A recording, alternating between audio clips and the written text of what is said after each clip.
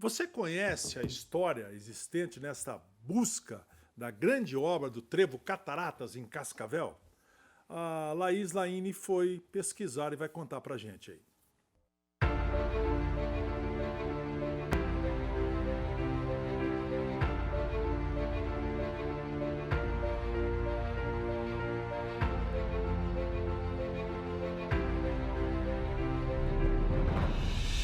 A história de Cascavel se mistura com a de uma encruzilhada que começou no bairro Cascavel Velho. Mal sabiam os pioneiros que a maior delas estaria por vir décadas depois, em outro ponto da cidade, que atravessaria gerações e se chamaria Trevo Cataratas, unindo três importantes rodovias do estado, a BR-277, a 369 e a 467. Eu cheguei em 1950 e ali onde está o Trevo Cataratas hoje não era um trevo, eram simples estradas de chegada em Cascavel que passava por dentro de Cascavel e ia Foz do Iguaçu. A nossa Avenida Brasília era a BR, era a Estrada Federal que passava, por isso ela tem 60 metros de largura, porque o governo federal não permitia o acesso ao domínio público de 60 metros. Então ficou a Avenida Brasília nessa largura, né? Mas é uma simples passagem. Para a região, um verdadeiro nó. Atraso para o tráfego, economia, para a vida de quem passa por aqui. Em meados da década de 1990, quando Décio Galafassi era presidente da ASIC, Associação Comercial e Industrial de Cascavel, surgiram os primeiros olhares de que o Trevo Cataratas seria um grande problema futuro. E surgiram também os primeiros discursos que se repetiriam pelas próximas décadas. Era necessário um projeto. Que foi uma das grandes bandeiras quando eu estava na SIC, presidente da SIC também, nós tivemos a grande bandeira para solucionar esse problema, né? E todo governante que aqui chegava, a gente insistia na criação de um trevo, realmente um trevo digno de gente chegada em Cascavel e sair de Cascavel para outros lugares.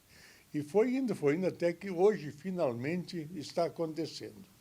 E assim começou uma corrente que por pelo menos 30 anos foi ganhando força até ser concretizada por várias mãos. Então ali já tinha um gargalo e não se conseguia resolver. Depois chegou a duplicação de Toledo, né, que piorou essa situação ainda. Então aí tivemos o que suavizou um pouquinho foi o nosso contorno oeste, que suavizou bastante, senão eu acho que o Trevo Cataratas hoje estaria inoperante. Chegamos a fechar o trevo numa ocasião, por um pequeno período, para demonstrar o interesse da comunidade. E eu acho que Cascavel tem demonstrado isso. Quando nós estamos falando do ano de 96, 97, nós estamos falando de 26 anos, não é? Naquele período nós desenterramos o assunto do aeroporto, tinha o assunto do trevo, né? Então eram coisas que aconteceram lá que estão sendo concretizadas agora. Foi neste período que surgiu o contrato de pedágio e que poderia ser a grande possibilidade de investimento, dado o retorno em infraestrutura que se esperava das concessionárias, ficou só no sonho mesmo.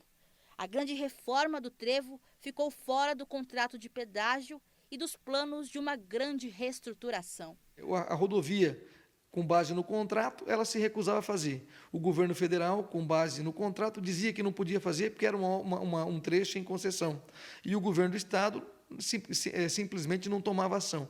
Ficava a comunidade, o povo, a cidade de Cascavel e a região oeste, carente de uma obra tão importante. Congestionado, quase sem saída, em 2008, a concessionária decidiu instalar os polêmicos semáforos inteligentes, o paliativo para fazer o trânsito fluir. Neste período, mais uma vez, as entidades entraram em cena para cobrar melhorias. O Trevo Cataratas, nós fizemos naquele período duas grandes manifestações entre 2007 e 2009, né, exigindo uma resposta não só do governo estadual, federal, mas também da concessionária da época, né. Disso aí resultou numa pequena melhoria.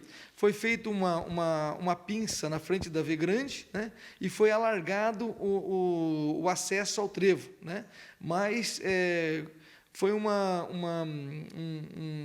remédio assim, para atender de momento, né? O que resolve de verdade é o que está acontecendo agora, uma obra bela, imponente, do tamanho e da magnitude que a nossa cidade merece. E na KTV, o tema Trevo Cataratas também é pauta de cobranças há muito tempo. Vamos olhar a nossa câmera lá do Trevo Cataratas, dá uma olhada como é que está o trevo catarata. Vucu Vucu, né? Este é o Vucu Vucu, olha lá.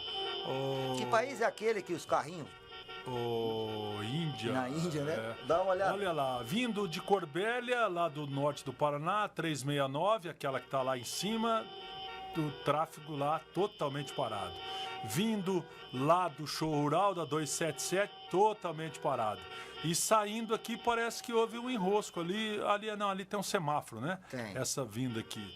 E o nosso trevo Cataratas, olha o movimento intenso.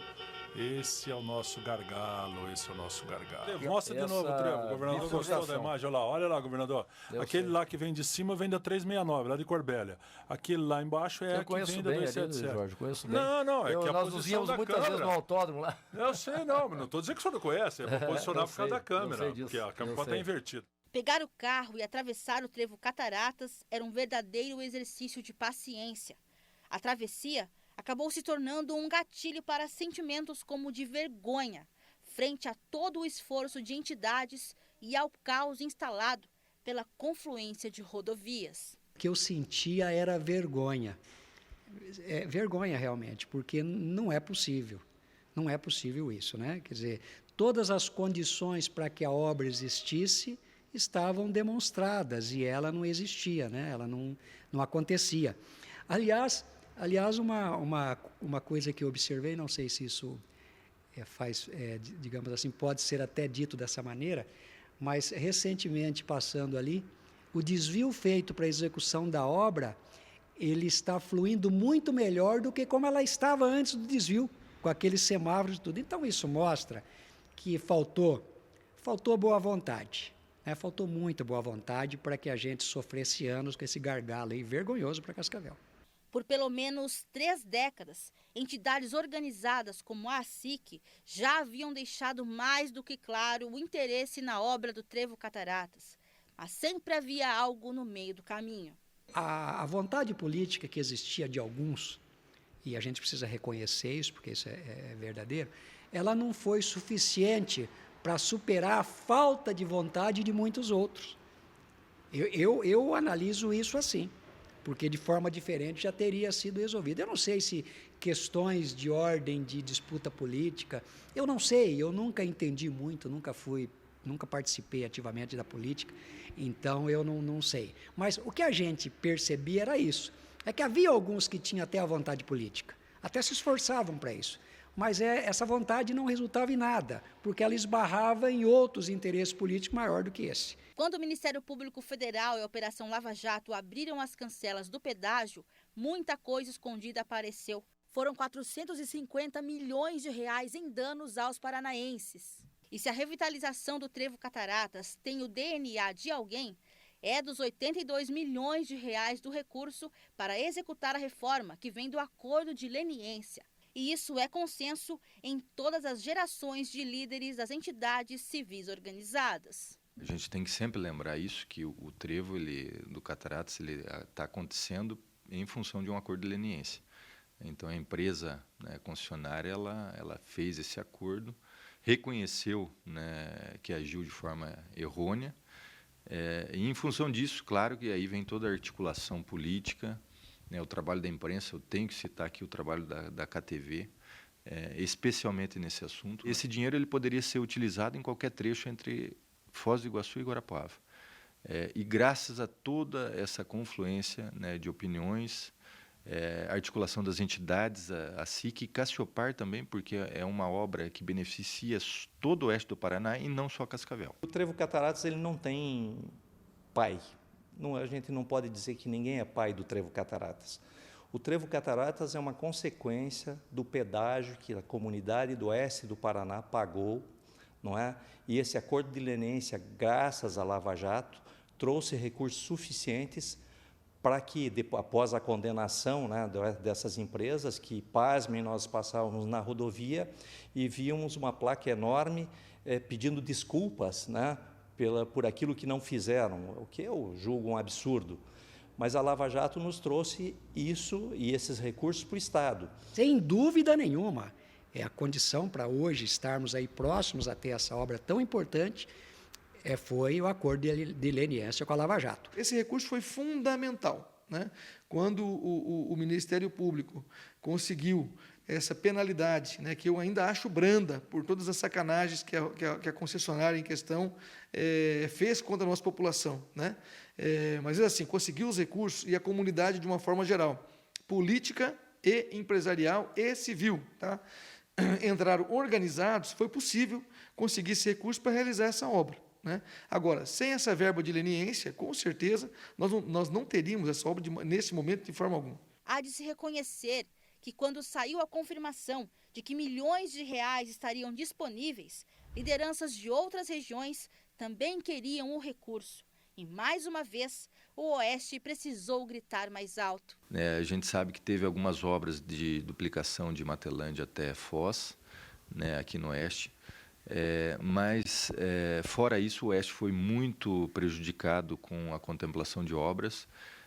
E como é um trecho, né, repetindo, de Foz até Guarapuava, que é administrado pela rodovia das Cataratas, pela Ecocataratas, os líderes de Guarapuava queriam que todo esse volume de dinheiro da leniência fosse destinado em obras na região deles, né? Então, foi muito importante mesmo, Laís, né, toda essa articulação e a unidade, a união, né, da região Oeste, que poderia muito bem dividir, falar, não, a gente prefere a duplicação de Matelândia até Céu Azul. Poderia acontecer isso. Mas a gente conseguiu aqui pacificar esse assunto e direcionar, né, junto com os políticos e imprensa, a verba para o Trevo Cataratas. Agora, com a obra quase pronta, a região Oeste está próxima de um novo amanhecer. Nunca houve especialmente da parte das entidades, e aí volta a frisar a da própria SIC, nunca houve a desistência de lutar por isso. A SIC fez movimentos lá, botou lá, trancou, fechou, fez manifestação, ordeira, mas fez, né? E a SIC, ela, desde que essa obra se fez necessária, ela nunca desistiu. Enquanto entidade, se somando a outras, ela nunca desistiu. E acho que essa insistência na continuidade dessa reivindicação, dessa luta, por essa, né, dessa exigência, foi sim fundamental para que esses recursos fossem, agora no acordo de leniência, destinados para essa obra. Vamos olhar o outro lado. A obra está quase pronta, né? Ficou a demonstração que a cidade, as nossas forças políticas, juntamente com a nossa sociedade civil organizada, quando bem estruturado, consegue grandes coisas, que fique a lição para que a gente possa continuar unido, lutando pelas obras que ainda necessitam. Será que vale a pena 30 anos debater um assunto e não avançar? E eu acho que a lição que fica é que a gente não pode desistir nunca, né? A gente sempre tem que continuar, né, debatendo, questionando, né, solicitando apoio, né, de todas as forças, imprensa, políticos. E tenho certeza que seria muito pior se não tivesse essa força das entidades, se houvesse a inércia das entidades. Eu acho que é importante, não é o ponto principal, mas a gente entende que precisa sempre estar lutando.